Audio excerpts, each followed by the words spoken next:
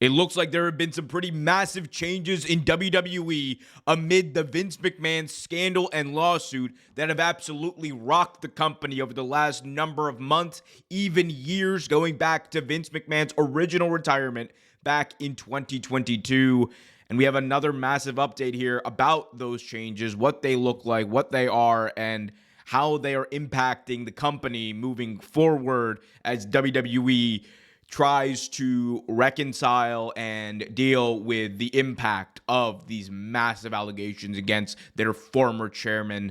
Also, we're going to be talking about an update on an AEW pay-per-view, a massive update on an AEW announcement that just happened. So all that much more coming up in this video. First of all, let's talk about Vince McMahon. Of course, background, Vince McMahon was accused of many things, including sex trafficking, by Janelle Grant, a former WWE employee, just back in January. And now we are learning this courtesy of WrestleNomics, who wrote a fantastic piece.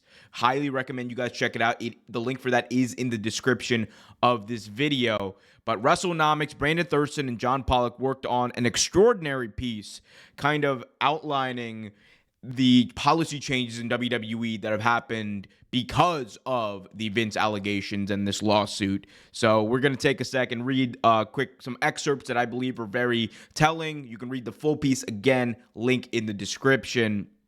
So let's get started here. The name of the piece, obviously, first look at WWE's consensual relationship policy established in 2023. Of course, this happened apparently back in June of 2023, June of last year. However, the details are just really being reported on. So the article says, and I quote, WWE established a policy on sexual or romantic relationships in the workplace in June 2023. The results were adopted 1 year after the news of the alleged sexual misconduct involving former chairman and CEO Vince McMahon made headlines. The 3-page policy was obtained by Post Wrestling and WrestleNomics and is available here publicly for the first time. And then they take an excerpt from that policy, quote, an employee shall not exercise responsibility, instructional, evaluative, or supervisory for any affiliated individual with whom the employee has or had a consensual relationship, the policy state.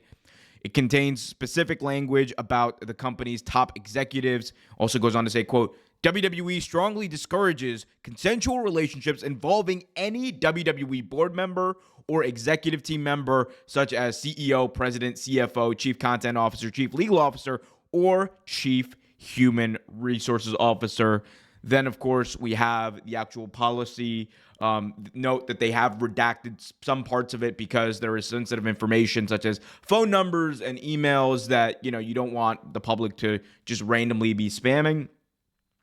The report, I should say, goes on to say, current and former WWE employees were contacted for this story, but couldn't recall any specific policy addressing consensual relationships involving personnel that predates this one.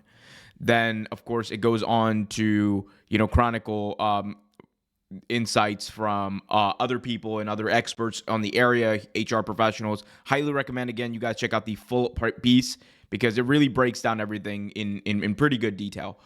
Now, why this is newsworthy is because this is a direct result of Vince McMahon's actions and everything that's transpired over the past few months and years.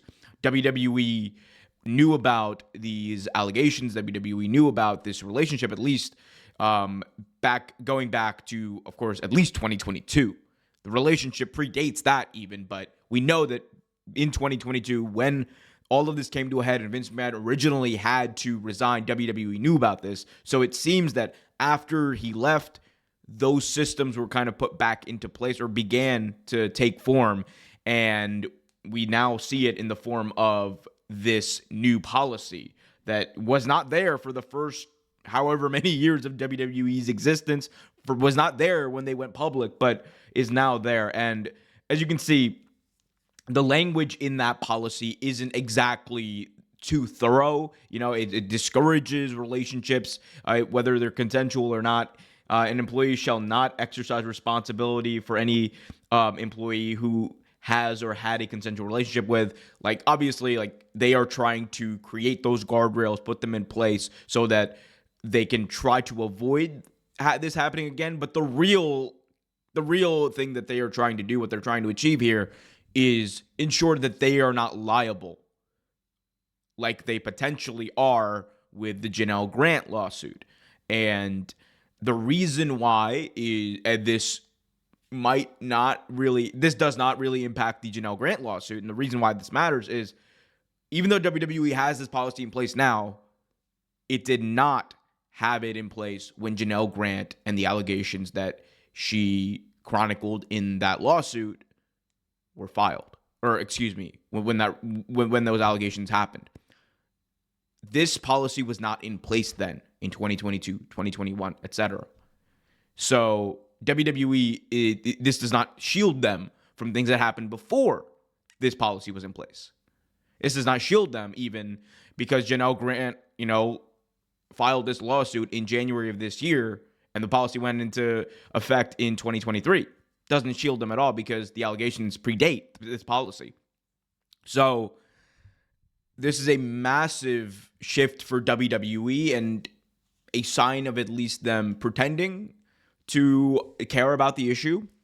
And, the thing with companies is always they will care about something for as long as it services and, benefits them. WWE's main objective here is probably not to avoid people getting hurt in the workplace, but it is to ensure they are not held responsible, liable, or anything else. And the unfortunate situation and world we live in where that is the priority. However, that's just how most businesses work. And it's scummy, it's terrible, but it is business. We're going to keep you up to date on all of the happenings to do with the Vince McMahon situation. This is obviously an ever-evolving situation, so be sure to hit that like button, subscribe, and hit that notification bell so you never miss an update about this or anything else. Moving on to a major announcement by AEW. AEW has officially announced the date and time, location, all of the above for their next pay-per-view after AEW Dynasty. It's official. AEW's major announcement today was that AEW Double or Nothing will take place Sunday, May 26th, Memorial Day weekend, live from the MGM Grand Garden Arena in Las Vegas, Nevada.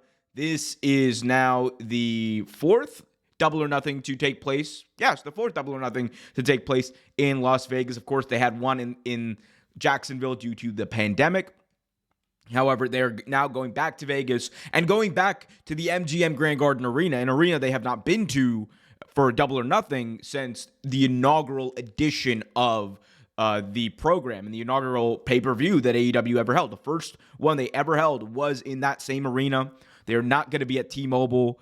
There's various reasons why that could be the case. Of course, MGM Grand Garden Arena is probably a little cheaper than running the T-Mobile Arena. There's also the fact that, the Las Vegas Knights are a really good team and they play and they get, priority in that arena. So that could be the case why they're not in T-Mobile. Also, I assume that MGM, is a little smaller arena, a little cheaper. They can probably help fill it more than they could fill T-Mobile, or at least fill it easier than they would fill T-Mobile. Of course, one of the issues that AEW's ran into over the past number of months has been selling tickets.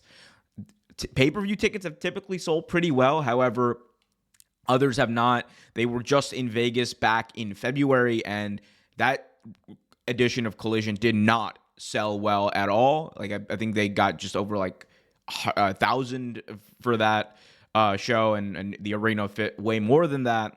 Now, Vegas is an interesting thing to bring up with AEW because, of course, Tony Khan likes tradition. He likes to do, Chicago for All Out. He likes to do Double or Nothing in Vegas because that is the tradition that AEW has had. That is what he feels is he feels like he's doing right by those cities who were there when AEW was first starting.